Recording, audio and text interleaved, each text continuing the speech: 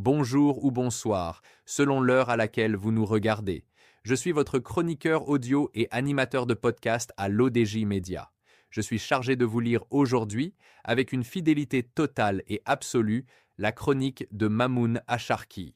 Nous nous rendons à Casablanca, où l'Istiklal lance un vaste plaidoyer pour l'avenir de notre jeunesse. Un programme d'action ambitieux pour reconstruire, entre 2026 et 2035, le pacte de confiance entre l'école et ses élèves. Sous le thème Renforcer la confiance et préserver la dignité, programme d'action 2026 à 2035, une rencontre inaugurale s'est tenue à la faculté de médecine et de pharmacie de Casablanca. Organisée par l'Alliance des économistes istiklaliens avec la participation de l'Académie istiklalienne de la jeunesse, elle place la confiance des jeunes dans l'éducation au cœur du débat national. À Casablanca, la réflexion sur l'avenir du Maroc s'est invitée dans l'amphithéâtre d'une faculté de médecine et de pharmacie. La rencontre inaugurale de la série de débats régionaux 2026, organisée par l'Alliance des économistes istiklaliens en partenariat avec l'Académie istiklalienne de la jeunesse, s'est déroulée sous un slogan ambitieux: Renforcer la confiance et préserver la dignité. Programme d'action 2026 à 2035. Système d'éducation et de formation pour un pacte de confiance et de citoyenneté avec les jeunes. L'auteur ajoute que dès l'ouverture, le ton est donné par le secrétaire général du parti, Dr Nizar Baraka.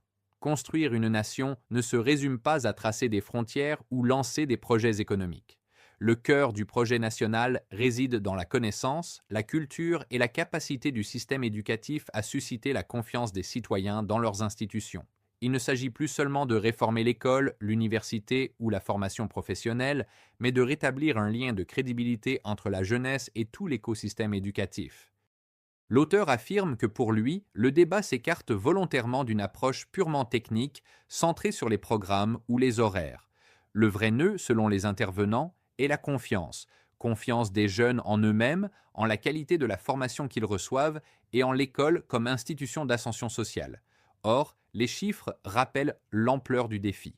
Le Maroc consacre plus de 6,5% de son produit intérieur brut à l'éducation, un effort budgétaire significatif, mais les résultats restent en décalage.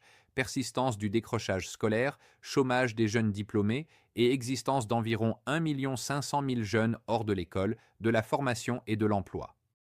L'auteur pense que les inégalités territoriales aggravent ce tableau. Alors que la moyenne des années de scolarisation atteint 7,9 ans en milieu urbain, elle chute à 3,2 ans en milieu rural.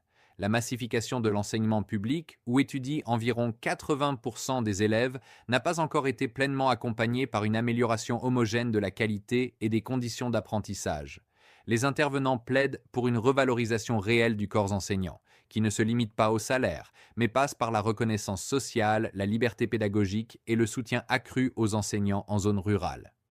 L'auteur souligne qu'ils appellent aussi à investir dans le préscolaire, les compétences numériques et l'intelligence artificielle, tout en accordant une attention particulière à la santé mentale des enfants et des jeunes, mise à rude épreuve par la pression sociale et l'impact des réseaux sociaux. La formation professionnelle est présentée non plus comme un choix de rattrapage, mais comme un levier stratégique déjà illustré par la participation de compétences marocaines à des secteurs comme l'automobile, les batteries, les stades ou l'aéronautique. L'auteur conclut en rappelant que le processus se veut participatif. Quelques 15 000 jeunes, via le pacte du 11 janvier pour la jeunesse, ont contribué à diagnostiquer la situation et proposer des pistes. Un message s'impose alors. La confiance ne se réclame pas, elle se construit par des résultats tangibles et une écoute réelle de ceux à qui appartient l'avenir. Cette démarche inclusive marque une volonté de rompre avec les politiques descendantes pour mettre les premiers concernés au centre de la décision publique. C'est sur cette note d'engagement que s'achève notre lecture d'aujourd'hui. Je tenais à vous remercier personnellement pour votre fidélité et pour l'attention que vous portez à nos analyses. En tant que votre hôte, j'ai mis un point d'honneur à respecter scrupuleusement l'intégrité et la lettre des propos de l'auteur afin de vous transmettre sa vision sans aucun filtre. Restez à l'affût, car nous nous retrouverons très prochainement pour une nouvelle chronique où nous continuerons d'explorer ensemble les complexités de notre monde en mutation. D'ici là, cultivez votre esprit critique et restez connectés sur les plateformes de l'ODJ Média. Prenez soin de vous et à très vite.